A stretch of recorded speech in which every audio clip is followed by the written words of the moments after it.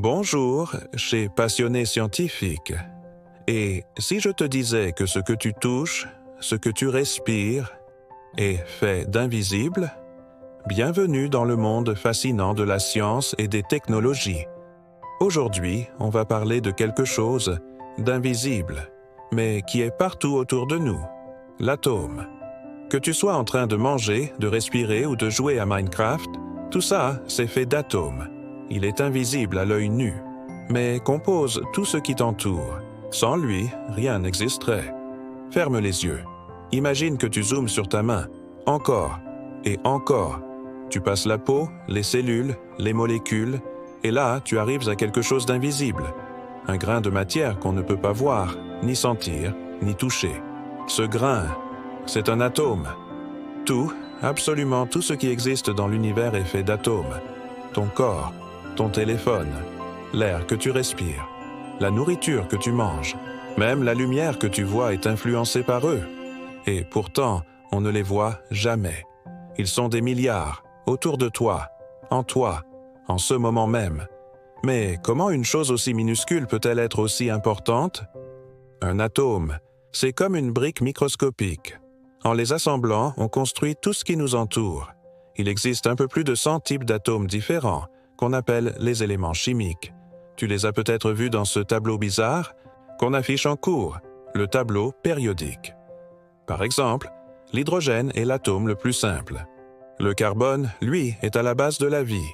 Et le fer, c'est ce qui fait ton sang. Et les étoiles. Oui, tu as bien entendu, les étoiles sont des usines à atomes. Mais un atome, à quoi ça ressemble? Imagine un mini-système solaire.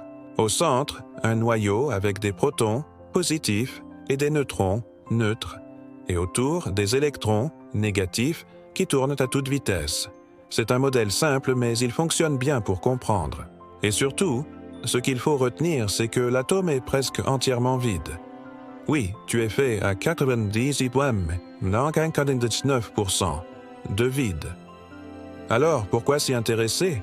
Parce que comprendre l'atome, c'est comprendre comment la matière fonctionne. C'est ce qui permet aux chimistes de créer de nouveaux matériaux, aux médecins de fabriquer des médicaments, aux ingénieurs de créer les ordinateurs que tu utilises tous les jours. Et surtout, parce que ça nous relie à quelque chose de plus grand. Les atomes de ton corps ont été créés dans le cœur d'une étoile, il y a des milliards d'années. Tu es littéralement fait de poussière d'étoiles. Maintenant que tu sais ça, tu veux sûrement en savoir plus, non? Tu respires, tu tiens ton téléphone, tu regardes cette vidéo. Tout ça, c'est possible grâce à des milliards de petits éléments qu'on ne voit jamais. Aujourd'hui, on va découvrir ce qu'il y a au cœur de toute matière, la structure de l'atome. Un atome, c'est comme un système solaire miniature. Au centre, tu as le noyau, super dense, qui contient deux types de particules, les protons, chargés positivement, plus les neutrons, sans charge, neutres. Et autour de ce noyau, il y a des électrons minuscules, négatifs, qui tournent à une vitesse folle. C'est un peu comme si une mouche tournait autour d'un terrain de foot, mais encore plus extrême. Chaque atome est électriquement neutre. Pourquoi? Parce qu'il y a autant de protons positifs dans le noyau que d'électrons négatifs autour. Et ce sont ces électrons qui jouent un rôle capital. Ils peuvent se déplacer, s'échanger, s'attirer. Ce sont eux qui créent les liaisons chimiques, donc les molécules, donc la vie. Bref, les électrons sont un peu les super-héros de la matière. Mais le noyau, lui, c'est du costaud. Les protons se repoussent entre eux car ils ont la même charge. Heureusement, les neutrons sont là pour stabiliser tout ça. Il faut une force énorme pour les maintenir ensemble. C'est la force nucléaire forte, l'une des 4 grandes forces de l'univers. Et si ce noyau se casse, comme dans la fission nucléaire, boum, énergie massive libérée. Ce qui différencie un atome d'un autre, c'est le nombre de protons. C'est lui qui définit l'élément. 1 pour l'hydrogène, 6 pour le carbone, 8 pour l'oxygène, etc. Le nombre de neutrons, qui peut varier, ce sont les isotopes. Le nombre d'électrons, qui peut changer aussi, ce sont les ions. Et c'est ce petit jeu d'équilibre entre les trois qui donne naissance à toutes les propriétés chimiques. Alors, la prochaine fois que tu bois de l'eau, que tu touches du métal ou que tu regardes les étoiles, Souviens-toi que tout ça n'existe que grâce à ces incroyables petites structures invisibles. Et maintenant que tu connais leur structure, tu veux voir comment ils s'assemblent pour former la vie, la matière, l'univers. Parfois, un atome peut avoir le même nombre de protons, mais un nombre différent de neutrons. Ces versions s'appellent des isotopes. Exemple, l'hydrogène peut exister en H, D, deutérium ou T, tritium. Certains isotopes sont stables, d'autres sont radioactifs, comme le carbone 14, utilisé en archéologie.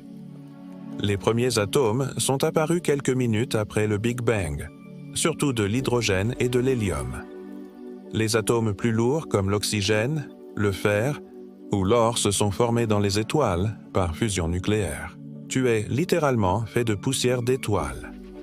Aujourd'hui, la maîtrise des atomes nous permet de fabriquer des puces électroniques, concevoir des médicaments ciblés, utiliser l'énergie nucléaire, développer des nanotechnologies, étudier la physique quantique. Les technologies modernes reposent sur la compréhension fine de la matière au niveau atomique. Alors, voilà. Un atome, c'est petit, mais c'est fondamental. C'est la brique de tout ce que tu vois, et même de ce que tu ne vois pas. En comprenant l'atome, on comprend la matière, la vie et l'univers lui-même. Pas mal pour quelque chose qu'on ne voit même pas à l'œil nu, non? Merci d'avoir voyagé au cœur de l'atome avec moi. Si t'as appris un truc,